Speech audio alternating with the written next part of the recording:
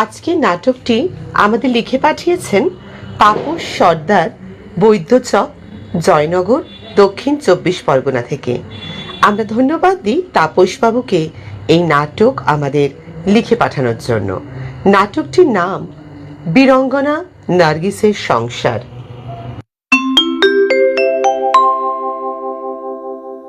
জামাল, ও জামাল, বাড়িতে আছো? রহিম, তোর আব্বা কোথায় রে? বাড়িতে নেই, গেল কোথায় আমাকে আসতে বলে? আব্বু তো বাড়িতে নেই।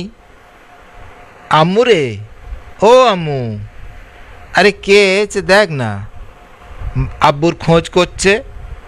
আম্মু, আম্মু, তুই গেলি কোথায়? ও চাচা, আপনি বসুন। মারুফা, কোথা গেলি? একটা চেয়ার দে তাড়াতাড়ি। চাচা, আপনি এখানে বসুন। ঠিক আছে, বসছি। জামাল কি বাড়িতে নেই? রহিমের আব্বা সে তো জমিনে গেছে। কেন, কিছু কওয়ার আছে? কিছু আর কই, অনেক দিন হয়ে গেল তো, ওই আর কি। ছুটতে যা দেখি বাপ, আব্বুকে এক্ষুনি ডেকে নিয়ে আয়। বলবি আব্দুল চাচা এসেছে। আমার নাম শুনলে ও আর আসবে বলে মনে হয় না। আমি আসি, বুঝলি বেটি? মারুফা, একটু পানি দে তোর চাচারে। নিন এই পানি, আর একটু বাতাসাটা নিন। ঠিক আছে, আমার সুগার আছে, মিষ্টি খেতে ডাক্তারের বারণ আছে। ওহ, গরমে প্রাণটা বাঁচল, তবে স্বাদহীন। টাকাগুলো পেলে স্বাদটা পেতাম। বেটি, জামাল আমার আসার খবর মনে হয় পেয়ে গেছে, তাই লুকোচুরি খেলছে।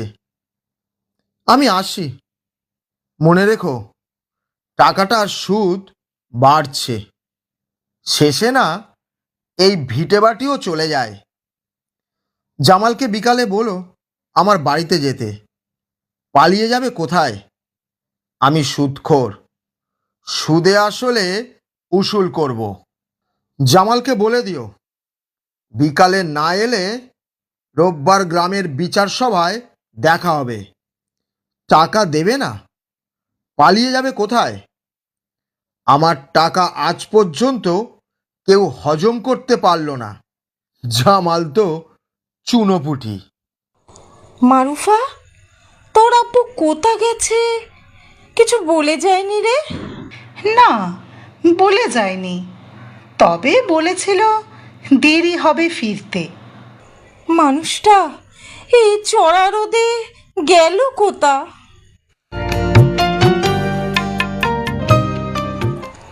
তা আব্দুল চাচা কি বলল?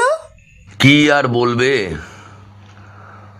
বললে টাকা ফেরত দেবে কবে, না হলে ভিটে বাড়ি লিখে দাও, না হলে বিচার সভায়, তাও যদি না হয় কোর্টে আমার নামে নালিশ করবে, নাকে দড়ি বেঁধে উসুল করবে বলল।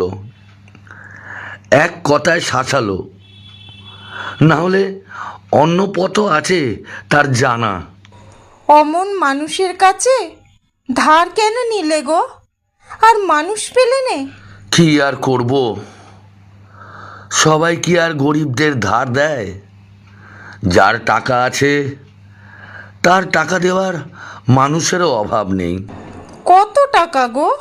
5,000 টাকা ধার নিয়েছিলুম, এখন বলছে সুদে আসলে 7,000, তাও আবার আগামী সপ্তাহের মধ্যে দিতে হবে। এখন কি হবে? এত টাকা কোথা পাবে? ঘুম আসছে না, এত টাকা কোথায় পাবো? যে কটা টাকা ছিল জমিনে চাষ দিতে গিয়ে বেরিয়ে গেল, এখন কি যে করি। একটু মাথা টিপে দেব গো, আজ ঘুমাও, কাল সকালে না হয় দেখা যাবে। ভাবছি জমিনখানা বন্ধক দেব। কি জমিন খান দিয়ে দেবে? ওইটুকুই তো জমিন আমাদের বেঁচে থাকার শেষ আশা। না হয় আমার কানের দুলখানা নিয়ে যাও, জমিন খান বেচে দিও নি গো। দুল? ও দিয়ে আর কত, 1000 খানেক হবে। তুমি বাকিটা দেখো না, কি করতে পারো। বাকিটা? বাকিটা বলতে আবার ধার, কত জনের কাছে ধার। বছর শেষে গ্রামের মোড়ল হজরত আলী হুমকি করেছে, ওর টাকা না দিতে পারলে গ্রাম ছাড়া হতে হবে। এদিকে তোমার প্রাণের আলী চাচা বলে দিয়েছে দোকানে ধারে আর চাল ডাল দেবে না, আগে পুরনো ধার শোধ করতে হবে, তারপর নতুন ধার, না হলে অন্য পথ দেখো। কটা মাস যদি শহরে গিয়ে কিছু অনেক অনেক টাকা চাই। তুমি শহরে গেলে তোমাদের চাচাদের পোলাগুলো যেভাবে ছোক ছোক করছে, ইজ্জত নিয়ে আর বাঁচতে দেবে নে। দেখেছো তো রোজ কেমন চোখে চোখে রেখেছে। তুমি একদিন গেলে ওরা যদি দেখে। ওদের আর কি দোষ বলো? তোমার এই বয়সে যা রূপ যৌবন, আমি ছেড়ে যেতে পারি না, আর ওরা। যত সব, যাও ঘুমিয়ে পড়ো, বদমাইশ একদম। আর কটা দিন, জমিনের চাষটা তুলতে পারলে সব শোধ হয়ে যাবে। চিন্তা করো না, ঘুমিয়ে পড়ো। আল্লাহ কপালে যা লিখেছে তাই হবে। মারুফা, একটু পানি দে। কোথায় তোর আম্মু? এই নাও আব্বু পানি।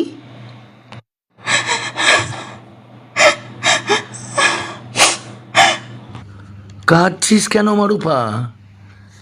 কি হয়েছে? রহিম, কি হয়েছে রে? বুবু কাঁদছে। ও পাড়ার চাচার বেটা আনার বুবুকে বলে আয় বিয়ে করি, আরও কী সব আজে বাজে কথা বলছিল। তোর আম্মু কই? বলবি তোর আব্বু আর ফিরবে না, বড় লোকের বেটা বলে যা খুশি করে বেড়াবে। আজকে ও মরবে, না হয় আমি। আপু আপু অমন কও কেন? তুমি না থাকলে আমরা আমরা কোথায় যাব? কি হলো রহিমের আব্বু, এমন করছো কেন? কি হয়েছে? ওগো শোনো, মাথাটা ঠান্ডা করো, কি হয়েছে? আমাকে ছেড়ে দাও, আজ ওর শেষ দিন, মেরে ফেলবো ওকে আজকে। ওগো তুমি মাথা ঠান্ডা করো, এইভাবে সমস্যার সমাধান হবে না। মারুফ মা, তুইও চুপ কর মা। এই নে যা, ব্যাগে চা আছে, তাড়াতাড়ি ফুটিয়ে নে, বেলা পড়ে এলো। পাড়ার মোড়লকে জানাও বিষয়টা। তুমি মারপিট করে এই সমস্যার সমাধান করতে পারবে? ওরা তো বড় লোক, ওরা সব পারে। তাই বলে সব কিছু? ঠিক আছে, আমি দেখছি এর বিহিত কি করা যায়। এর শেষ দেখে তবেই আমি ছাড়বো। তুমি চিন্তা করো না, আল্লাহ কসম, এর শোধ আল্লাহ ঠিক নেবে। রহিম, তুই তো ওর আব্বুকে নিয়ে যা মোড়ল বাড়িতে। হে আল্লাহ, তুমি আমাদের রক্ষা করো, আমাদের তো কেউ নেই, তুমি তো সব জানো আল্লাহ, আমাদের রক্ষা করো আল্লাহ, আমাদের রক্ষা করো। নার্গিস, ভাবছি ভিন দেশে যাব, এভাবে বাঁচা যায় না। কি ভিন দেশে যাবে চাষবাস ছেড়ে? তুমি গেলে আমি সামলাতে পারবো না, চারদিক থেকে সবাই ছিঁড়ে খাবে আমাদের। কটা দিন পর জমিতে ধান ফলবে এই সময়। না না, এখন আমি যেতে পারবো না, তুমি গেলে একা যাও, আমি সব সামলে নেবার চেষ্টা করব। একা নয়, তোমাদেরকেও নিয়ে যাব, কিছুদিন যাব, আবার ফিরে আসব। চলো না যাই, তাড়াতাড়ি ফিরে আসব। কোথায় যাবে? ওখানে কাজ কে দেবে? যেতেও তো অনেক টাকা লাগবে, পাবে কোথা থেকে?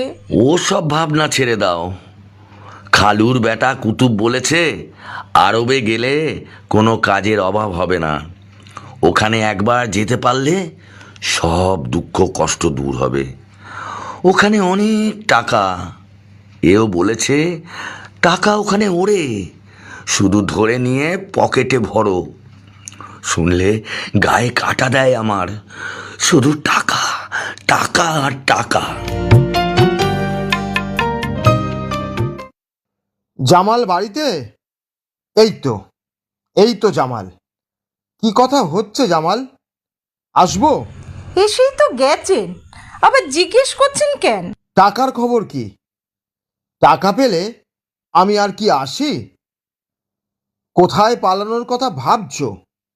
হাতে হাত ধরে পালাও, ভালো কথা, তবে টাকা দিয়ে যেতে হবে। না হলে এই ভিটে বাটি।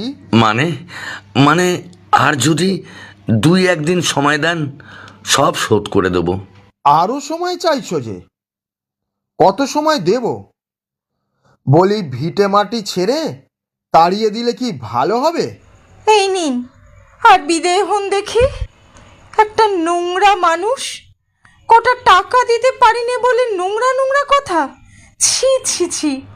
বউ, তোর পছন্দের কোমর জোড়া, দুল, নাকছাবি, নূপুর সব দিয়ে দিলি?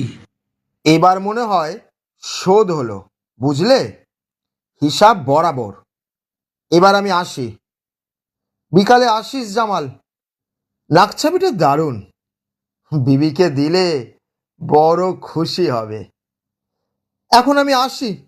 কি করলে তুমি? সব দিয়ে দিলে? কি হবে এসব দিয়ে?